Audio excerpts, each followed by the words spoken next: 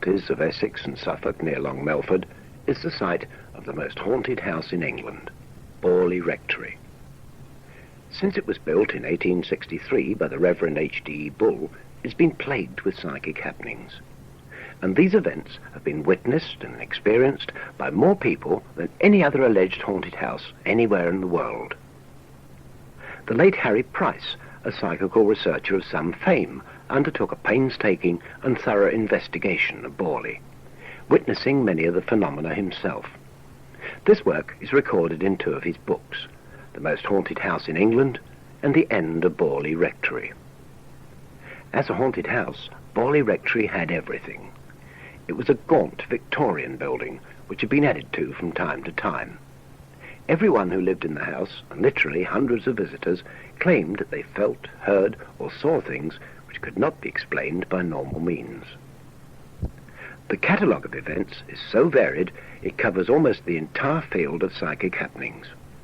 They include the movement and sometimes materialization and disappearance of objects, the ringing of bells, despite the fact the wires had eventually been cut, the opening and closing of locked doors, inexplicable noises, and curiously, odours, sometimes pleasant, sometimes decidedly unpleasant, like the smell of decaying corpses. Many people claim to have seen a phantom coach and horses near the house, and probably the most famous ghost of all is the Borely nun. Strangely enough, the destruction of the rectory was predicted in a séance, and in February 1939 the place was completely gutted by fire, which seemed to start spontaneously while the building was unoccupied. After the fire, Harry Price continued his investigation. He excavated the cellars, and here he unearthed part of the skull of a woman. Assuming that this belonged to the ghostly nun, he gave it a Christian burial at Liston churchyard, and it was assumed that peace would reign over the troubled site. But did it? Geoffrey Groom Hollingsworth and Roy Potter do not believe that this is the case, and since March 1970 they've been investigating both Borely Church, which is also alleged to be haunted, and the site of the rectory. They're dedicated, down-to-earth people who've spent hours and hours on the project, often during freezing weather conditions. They've also gone out of their way to fill in the biographies of the people who originally lived there. They were particularly interested in the members of the Bull family, and their investigation showed that previous biographers had not been very accurate with their facts. We decided the Bull family really had never really been delved into properly. When we say properly, various people have taken the Bull family and got dates completely wrong, names completely wrong. We decided, well, it would be well worth going to the history of the Bull family, because they featured so prominently at Borely regarding manifestations there. So, after travelling many hundreds of miles, viewing dozens of people, by sheer fluke we bought a diary.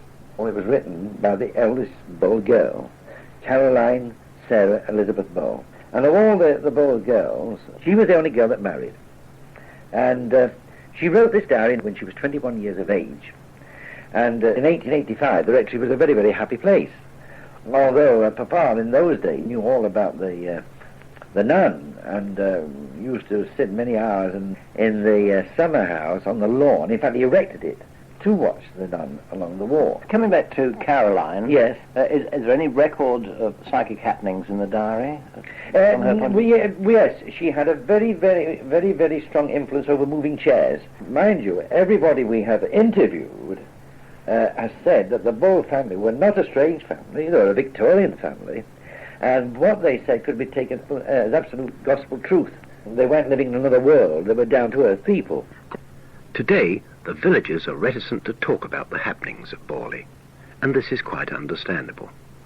The publicity which followed Harry Price's investigations drew crowds of tourists to the area.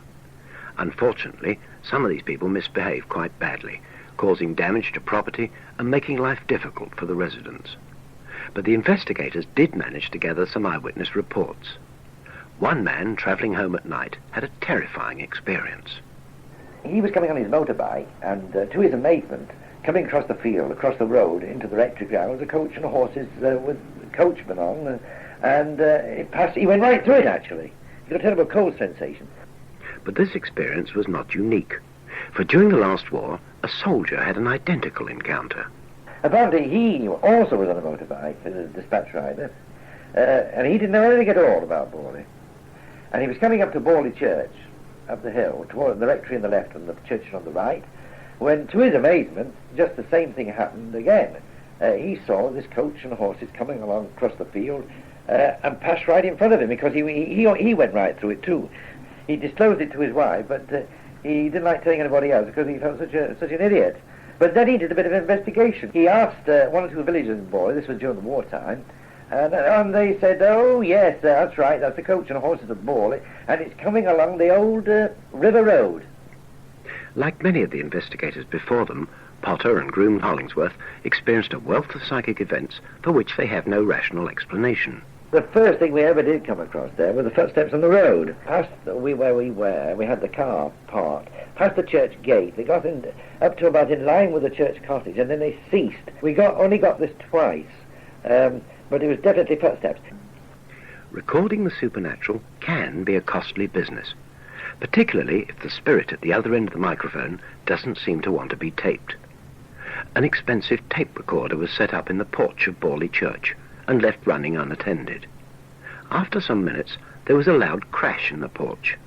The two volunteers keeping watch on the church were so frightened they daren't go forward to see what had happened.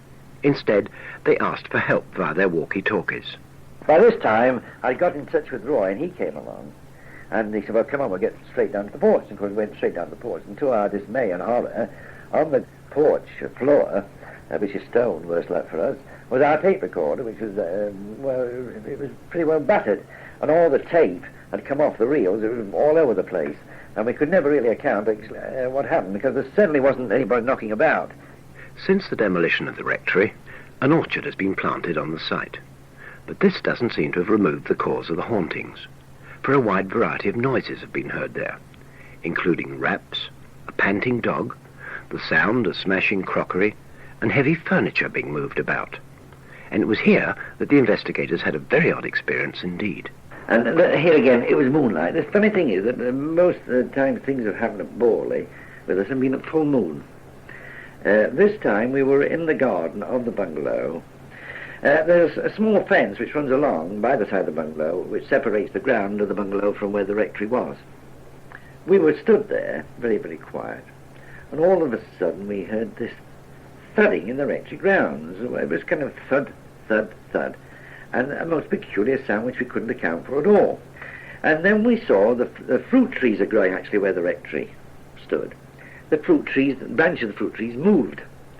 And there was no wind at all. It was absolutely still. But the most remarkable thing of this was that something came to the fence, and it was an almighty thump. And that's the only time I've ever seen my colleague Roy here step back. At first we thought it might be some animal or wildlife that was moving about, so we threw stones in the vicinity of the sound in case it was an animal, hoping it would scurry away, but this didn't perturb it at all. It just carried on in the general direction towards the fence. And then, as it came towards the tree, this tree seemed to shake about a bit. So we looked down to see if anything was down there. We saw nothing, and then there was this great big bang on the fence, and that is when I stepped back, thinking, what is it, is something going to come over? Yet we saw nothing at all. Another peculiar thing. Now, this wasn't full moon. This was it was misty. It was a very misty night. This was somewhere about 3 o'clock in the morning, and we were all concentrating on the walk. When all of a sudden we heard voices, actually girls' voices and men's voices, and there was laughter and merriment. But somehow we didn't think much of the time, and in fact one of the team said, oh God, there's somebody coming up the roadway at 3 o'clock in the morning. So with that we went down towards the roadway, and there wasn't anybody about on the road whatsoever. And when I walked towards the hedge bordering the road, the voices seemed to be concentrating on the hedge, just like coming along. But this is the tragedy. This happened the week after we'd had that incident with the tape recorder in the church porch, and we hadn't got any tape recorder with us. And then these voices carried on. They were Very clear. Very, very clear. So much so, Roy wasn't at all satisfied about this. Oh, he said, there must be somebody down the road. So he got in his car, and he coasted. I didn't put the engine on. He coasted down the hill he stayed down there and got his walkie-talkie out and said, there's nobody down here whatsoever. There's nobody along the Long Melford Road. I quite believe this because it's 3 o'clock in the morning. We thought it might be somebody coming home from a dance. You know, we thought we would sound the travel perhaps from the Long Melford Road across the river, and that would be... Anyway, we weren't really satisfied with this. We then tried, the following visit, we tried an experiment out. And this time, we got 2 of the team to go down on the Long Melford Road and to shout to see whether we could really hear them. But we couldn't hear them at all. Another strange thing we had only once was the smell, wasn't it? Oh, yes. It was very windy. It was about, 11 o'clock, wasn't it? 11 o'clock before midnight. And it was only confined to a 10-foot square, and you'd think that if you stepped out of this 10-foot area, with the wind blowing, you'd smell it. But you could corner this square off with 4 of us, and it was only in this particular square you could smell it. Well, I we still don't know what an odd odour. Now here is a description of the sighting of a ghost by these 2 men. This sighting lasted over 12 minutes. It was no mere fleeting impression, no imagination. This really happened.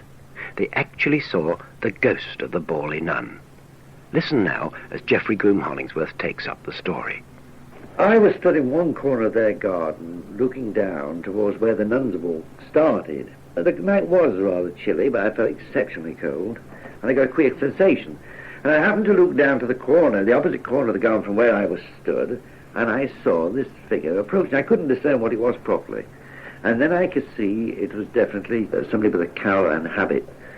Well, I thought, now, is somebody pulling my leg, or, and all of a sudden this figure seemed to glide across their garden. Well, I was still rather sceptical until it came to the fence and hedge which borders their garden, and then it went through there without making any noise whatsoever. So I thought, well, now, the nearest one I can call to here and get here as quick as possible would be Roy, who was on the road. So I contacted Roy. In the meantime, the figure turned round, came back again, crossed the garden, and disappeared through the garage that they have. And I thought, oh, good God, it's too late. He won't see anything, because that'll probably be the finish. The figure then came out from the garage and came with about 12 feet off me. I was able to observe the figure properly, which was a nun in a habit, but the habit was grey. The face, from what I could see, wasn't of a young novice, as people previously said before. I would say a woman somewhere in the 60s. And Roy must have seen exactly the same thing, because he stopped absolutely dead. And then the nun went through the hedge again. He then came quietly and joined me, and we managed to climb over and follow her, keeping about 12 feet behind. And this was the most interesting point here, because when she had crossed this hedge, she then came across a ditch the owner of this rectory cottage had dug. There was no water in it. There was a plank, by the means you could get across. She went across there, just as though the whole thing was filled in. Well, Roy and I managed to scramble over the plank that was there. We then kept her within sight, about 12 feet, and then she disappeared through a pile of bricks that this man had got in the back of the garden, all stacked up about 15 foot high. She disappeared through there, and that was the last I saw of her. Were you frightened when you saw this ghost? Well, no. Neither of us are frightened. I will say this, that I'm not bragging about this, but I don't think there's anything to be afraid of. Because, well, in this instance, I didn't feel any kind of animosity or any... it was a sensation, very close sensation, but it was peaceful. It was tranquil. But Roy here isn't afraid of anything. I think he's less afraid than I am. After listening to a description like that one, we had to admit we felt very sceptical about the whole thing. Were these men pulling our legs? Or did these things actually happen? The only way to get an answer was to join them on their next visit to Borely. We decided to arrive just before midnight, not because this is supposed to be a bewitching hour, but to offset the chance of other people being in the area who might disturb us. We selected the church for our first investigation, and before doing anything else, we searched the building thoroughly. Now we're just going into the vestry. No, there's nobody here. There's a cupboard. That's locked. There's certainly no human being in the church. We've searched the entire church now. After this, we placed a cassette recorder by the altar And then 2 of us took up station in a pew at the opposite end of the church and instructed the others to lock us in. It was an eerie experience, and there certainly were some odd sounds generated, including loud and small raps.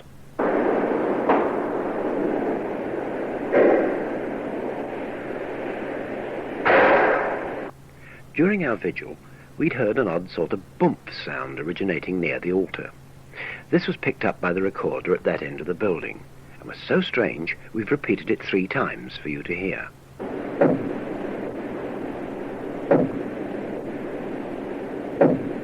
So as to be absolutely certain that none of the team were in any way responsible for these sounds, we then locked 2 cassette machines into the church, one by the altar and the other at the opposite end of the building by the main door. And then we sealed the church and kept a watch around it for the next half an hour. It was during this period the ghost decided to make its presence known, and to our utter astonishment we recorded the sound of it opening a door, but a door which doesn't exist.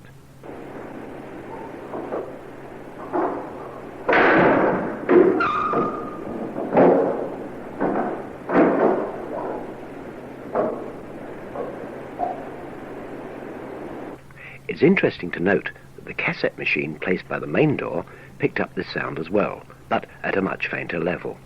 And so we had a pretty good idea of where it had originated. It was obvious that the noise couldn't have come from the main door to the church, and so we immediately paid attention to the only other door in the building, the chancel door. The noises that we picked up on the previous recording seem to have come from this door.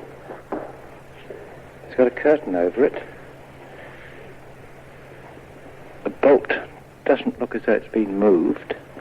Now, can you try sliding that bolt back to see what sound it makes? Let's take the figure. It doesn't squeak. By now, our opinion of the haunting had changed considerably, and the following week we returned to Borely Church to continue the investigation. We entered the building at about 12:30, but the atmosphere within seemed quite normal. So normal, in fact, that we remarked about it, and the first half hour's recording proved to be negative.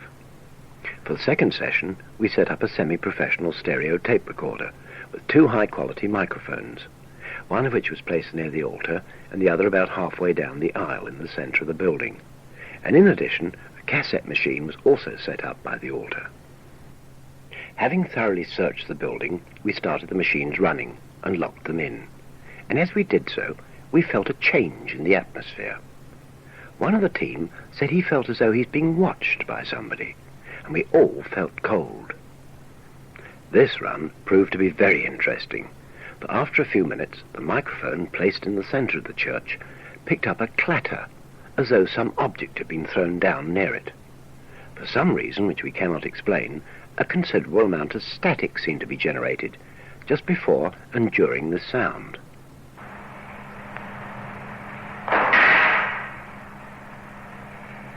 A few minutes later, the recorder began to pick up static again, and then there were the faint sounds of something moving about in the vicinity of the altar.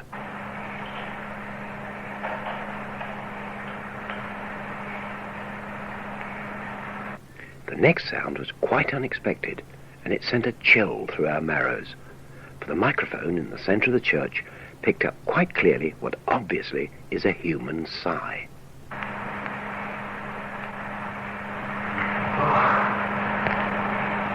This is so remarkable, we've repeated it 3 times at a slightly slower speed. The humming in the background is the fans of electric heaters warming the building.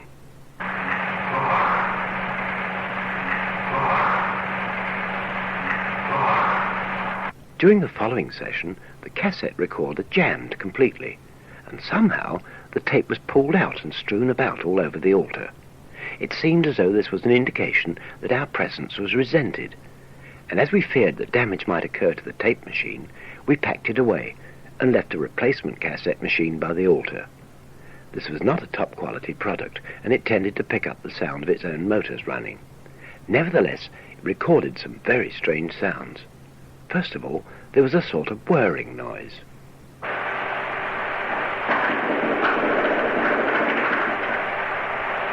We thought that perhaps this sound might have been made by some animal. There didn't seem to be any other explanation for it. But the next one ruled that theory out.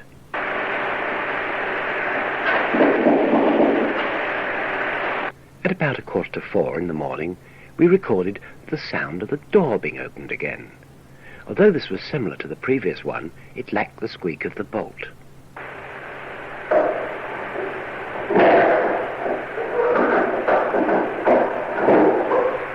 After this, we decided to break the sequence of visits and to try again during the summer. For although we couldn't find any reason for the sounds, we wanted to check to see if the warm, dry conditions had any effect on the haunting. For security reasons, we kept the date of our visit a secret, and as an additional safeguard, we changed our minds a couple of times, finally setting off in July. It was a very dark evening, but warm enough for us not to have to wear top coats.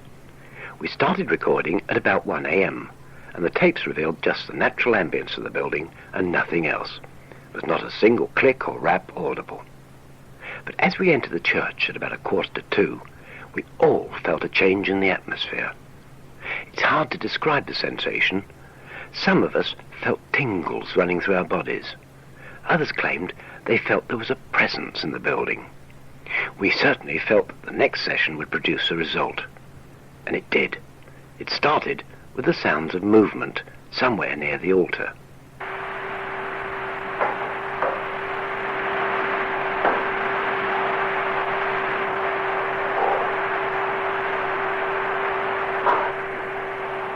This was followed by the sound of a door shutting, but once again, a door which doesn't exist. After this, there was about 10 minutes silence, when only the natural ambience of the building and the cassette recorder motor could be heard. And then there was a crash, as though something had been knocked over.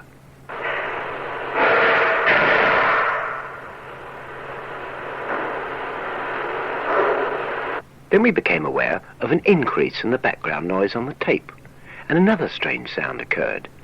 It ended with a kind of pop.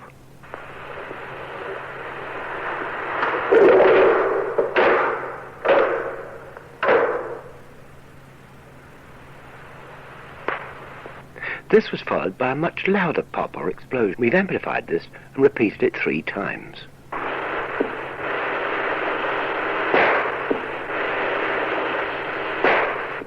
The following sound occurred 10 minutes later, and it really sent shivers down our spines. It was the sort of effect one imagines haunted houses to produce. It originated just in front of the altar rail, and yet the floor there is of stone.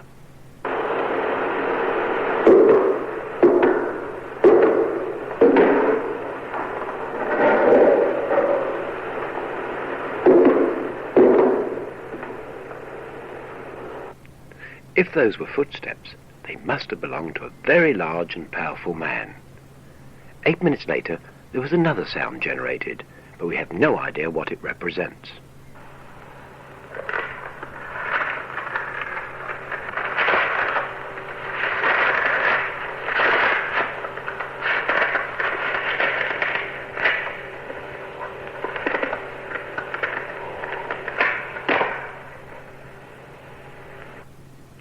We returned to the church the following August, and during the small hours of the morning we all observed a glow around the chancel door, as though a phosphorescent aura were being generated. This night the ghost made its presence known by producing some more sounds, which ended with a very frightening grunt or sigh.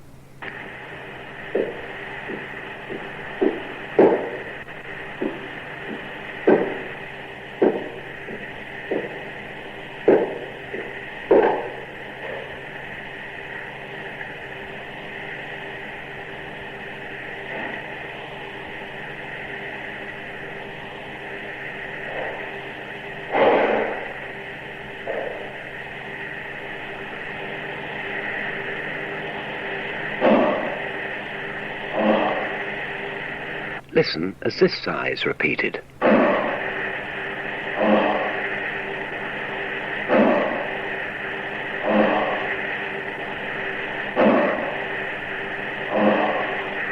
For the 5th visit, we decided to man the church throughout the entire night. On previous occasions, we seemed to get the best results by leaving the equipment locked into the empty building. We'd thought that perhaps the human presence had some adverse effect on conditions. At about 4:30 in the morning, 3 of the team kept a vigil from the choir stalls adjacent to the altar, and this proved to be a memorable and frightening occasion. Once again, the church became cold, despite the fact it was a warm summer's night. There were numerous clicks and raps from the vicinity of the font, and at one time we heard a sound as though heavy timbers were being crushed, but in the darkness we couldn't see what was happening. Then we began to observe tiny points of light hovering in the curtain behind the font, and on one of the pews about a quarter of the way down the church. At first, we thought we couldn't believe our own eyes, and we broke the silence to speak about it. I think I must be getting tired of that. I keep seeing things. And Jerry, are you watching Peter the curtain? Into the pews, the first few pews. Yes, that's where I'm seeing them. That's why. It lights up the floor as well. The main one is up in the curtain. Eh? On the right-hand side, right in the curtain. They're tiny specks, aren't they? They're like, as you say, they're all like fireflies. What is it? Yes. Yeah. Really? Very curious, isn't it? Yeah. Yes, there's one on the pew again then. Yeah. No, you're not seeing things, Peter. The 3 of us can see them, so it obviously exists, whatever it is. It's a strange phenomena. They are just like little white points of light I flashing. think it was my eyes got funny. After a while, the lights began to approach us, and we all felt apprehensive. We were locked into the building, and we knew that there were no other human beings inside with us. As we watched the lights, they changed into long strips, and then something threw an object at us. Long strip. Yes, a strip this time, isn't it? It's a strip. Now, that was fantastic. We've no idea what that was. It certainly made all of us jump.